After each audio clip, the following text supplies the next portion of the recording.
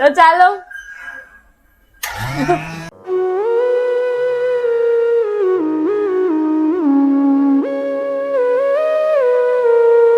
તો hello guys, good morning, જય શ્રી કૃષ્ણ. કેમ છો? I hope you all guys are fine. તો ગાઈઝ આપણું મોર્નિંગ રૂટીન સ્ટાર્ટ થઈ ગયું છે અને વાગે રહ્યા છે સવારના 9. અને તો ચાલો સૌથી પહેલા આપણે પપ્પાનો સુવિચાર લઈ લઈએ ને એમની સાથે થોડી ઘણી વાતચીત કરી લઈએ. તો પપ્પા, ગુડ મોર્નિંગ, જય શ્રી કૃષ્ણ. ગુડ મોર્નિંગ, ગુટન મોર્ગન. હા. તો ચાલો પપ્પા, પહેલા આજનો સુવિચાર આપી દો. सुविचार, सबसे खराब समय झेलने वाला व्यक्ति सबसे अच्छा भविष्य निर्माण कर सकता है. એટલે આપણે ગુજરાતીમાં કહીએ ને તો કે ભાઈ જે ખરાબ પરિસ્થિતિમાંથી પસાર થયા હોય ને એ ભવિષ્ય પણ સારું બનાવી શકે છે. આ હું નથી કહેતો, આ ભગવાન શ્રી કૃષ્ણ ગીતાજીમાં કહે છે. સરસ સરસ. તો શું છે આજની અપડેટ? નવી અપડેટ, બાપુજીની સાઈડ ઉપર જવું છે અને થોડું ઘણું કામકાજ છે તે પતાવવાનું છે. બરોબર. ઓફિસે જઈશું, ડાયમંડ માર્કેટમાં જઈશું. કાલે ગયા હતા ને એમાં હું કઈ નવું જાણવા મળ્યું? બસ ડાયમંડ જોયા, હમણાં કીધું ના જોયા નહોતા. સરસ સરસ. અને હમણાં તો કોમેન્ટ્સમાં મારો વજન બહુ આવે છે. હા, જો એમાં હું તને કહું કોની કોમેન્ટ રાઈટ છે. કોની? કહી દો. કહી દો. કહી દો. હા, મેં કહી દીધું કાલના બ્લોગમાં એમ તમારું વજન કેટલો છે એમ. એવું છે તઈ પછી હું માર કેવું. તો જેને 35 કેજી કીધું ને એ બધા બેસ્ટ છે. બાકી બધા એને કોમેન્ટ કરવા બદલ ખૂબ ખૂબ ધન્યવાદ. કારણ કે આઈડિયો લગાવવો પણ જરૂરી છે. એટલે જેને જે વજન કીધો એમાં કઈ ખોટું નહીં લગાડતા, વાંધો નહીં. એ તો બધાને જે આઈડિયા આવે, કારણ કે આપણે કોઈ વેઇટ ના માસ્ટર નો હોય કે ભાઈ આમ જોઈતા ખબર પડી જાય એમ અનુમાન હોય એમ. પછી કાલે વાર મારા વેઇટ નું કહી દે એમ થોડી ખબર પડે એમ. કોઈને 100 કિલો લાગે ને કોઈને 90 લાગે ને કોઈને 50 લાગે ને કોઈને 75 લાગે ને ચાલ્યા કરે. તો ચાલો હવે નાસ્તા પાણી બાકી છે તો એ કરી લઈએ. ચાલો તો ચાલો ગાઈઝ, અત્યારે આપણે હાર્મોનિયમ અત્યારે આપણા દીદી જાગ્યા નથી, તેમને જગાડીએ આપણે પહેલા અને પછી હજી નાસ્તો બનાવવાનો બાકી છે તો એ કરીએ બધું. અને યસ ગાઈઝ, એક કોમેન્ટ આવી હતી,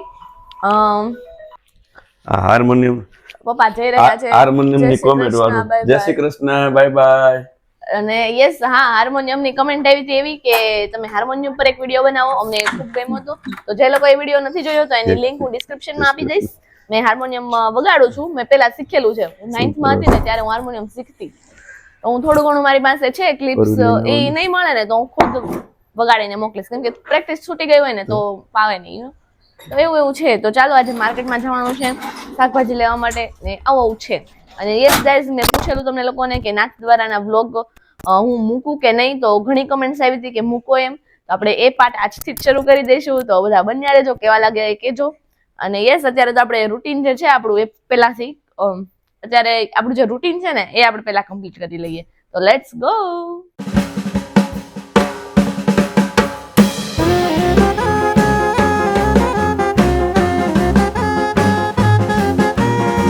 તો હેલો દ્રષ્ટિ, કેમ છો?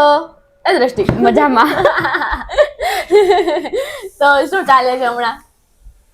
બસ શાંતિ. હે ને, કેટલા દિવસ પછી ઘરે આવી તું? કેટલા મહિના, 2 મહિના પછી. ઘણું થઈ ગયું નહીં? હા, 6 મહિના થઈ ગયા. એટલું બધું નથી થયું હવે પણ.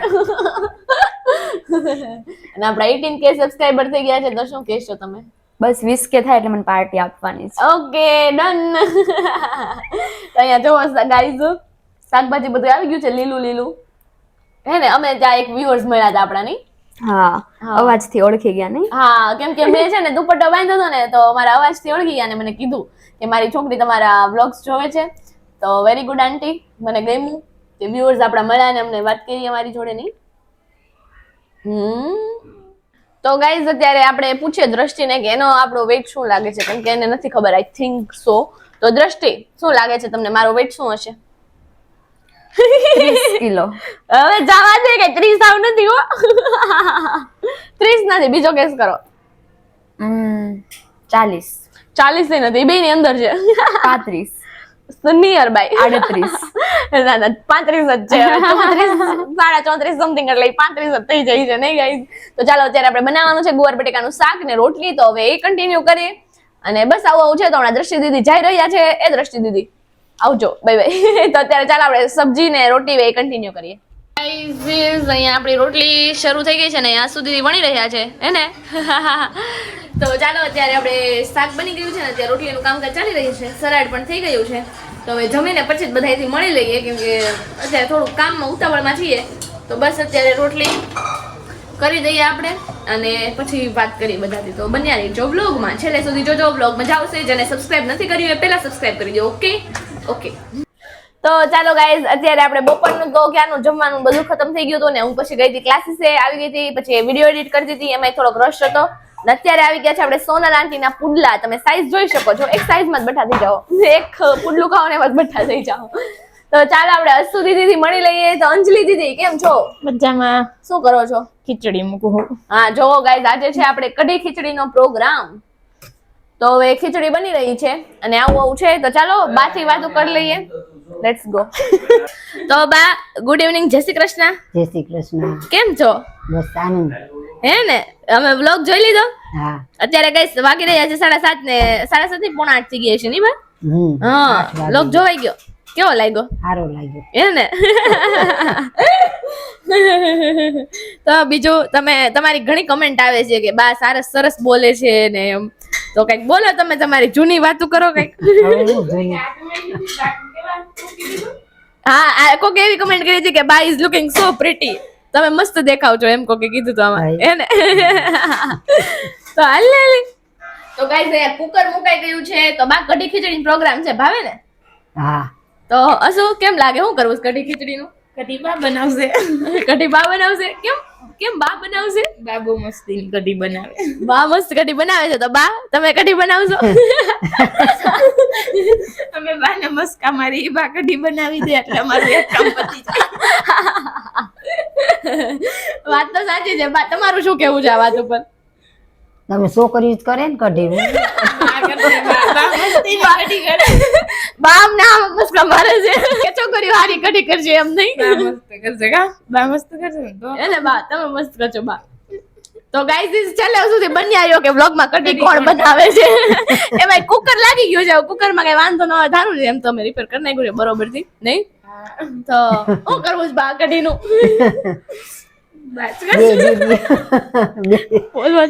બે દીદી કરો કઢી. ભાઈ હમણાં અમારું પર દાવા દીધું છે. હવે જોઈએ આપણે આગળ કરાવશું. છેલ્લે સુધી બન્યા રહો કે કોણ વ્લોગમાં કઢી બનાવે છે. તમને રેસીપી આપશું અમે. તો ગાઈઝ જો હું કઢી બનાવીશ ને તો સુરત ની આવશે, અસુ બનાવશે તો રાજકોટ ની આવશે ને બા બનાવશે તો ગામની આવશે. તો તમારે કઈ કઢી ખાવી છે ને તમને કઈ કઢી સારી લાગી કમેન્ટ કરજો. અને અત્યારે હવે જોઈ કોણ બનાવે છે. અત્યારે અમારે બધું સામાન ચાલે છે અને અત્યારે હવે છાશ બનાવવા માટે અત્યારે જો કઢીનો પહેલો સ્ટેપ હોય છાશ બનાવી, ઈ હું કરું છું. એટલે સુરતની રેસીપી અહીંયા હાલે છે. તો ચાલો અત્યારે બ્લેન્ડર ફેરવીને ફટાફટથી છાશ કરી દઈએ. અને ઓડિયન્સ તો રાહ જોવે છે. ઓડિયન્સ જેમ કે પપ્પા ને ભાઈ બે રાહ જોવે છે કે કઢી કોની બનશે. તો ચાલો બાપા હું કોને કીધું ના બાય. મેં તો સ્વીટ શરૂ કર્યા મત લાવવાનું ભૂલી પચાસ ભાઈ ગઈ દીદી. અરે બા ભૂલી ગયા હતા. અરે આવું છે. હા બી રેડી હે. બંધ કરો. તો ચાલો ગાઈસ છાસ ડન.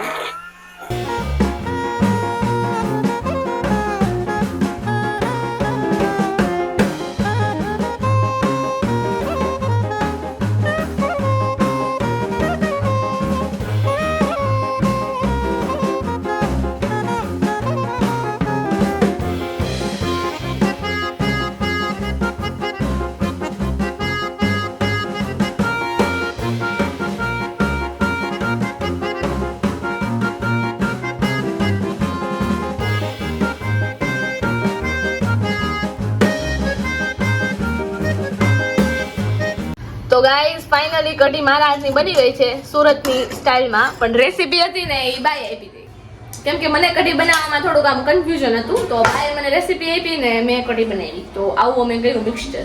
અને આપણે સુધી રોટલી ને સલાડ ને ઓલું કરી દીધું છે રેડી. તો ચાલો ફટાફટ જમી દઈએ. અને યસ ગાઈસ તમે લોકો છે ને આપણે જે અહીંયા ઉપર આઇકન આવે છે શોપિંગ નું, એમાંથી તમને લોકોને જે કોઈ સારી વસ્તુ લાગે તો તમે તેમાં જઈને પરચેસ કરી શકો છો, બાય કરી શકો છો. અને એમાં કોઈ પ્રોડક્ટ ગમે તો એની કોમેન્ટ પણ કરજો. હું તમને એમાં બીજી બધી મસ્ત મસ્ત કલેક્શનની લિંક આપીશ. અને બસ અત્યારે તો આવું જ રૂટીન છે અમારો. અત્યારે બદામ પણ પલાળી દીધી છે અને સુવાના મોડમાં આવી રહ્યા છીએ. તો હવે સુઈ જવું છે કે વાર છે? અક્ષુ જોઈ છે નથી, સિરિયલ જોવાનું બાકી છે. તો ચાલો અત્યારે આ વિડીયોનો એન્ડ આપણે અહીંયા જ કરી દઈએ. જો વિડીયો પસંદ આવ્યો તો કઈક તો બોલો, પછી કમેન્ટ કરશે. આ દીદી તો કઈ બોલતા જ નથી. બોલો બોલ તું બોલ. તો અત્યારે આ વિડીયોનો એન્ડ આપણે અહીંયા જ કરી દઈએ છીએ. જો વિડીયો પસંદ આવ્યો હોય તો લાઈક, શેર ને સબસ્ક્રાઇબ કરજો. બાય બાય, ગુડ નાઇટ, જય શ્રી કૃષ્ણ.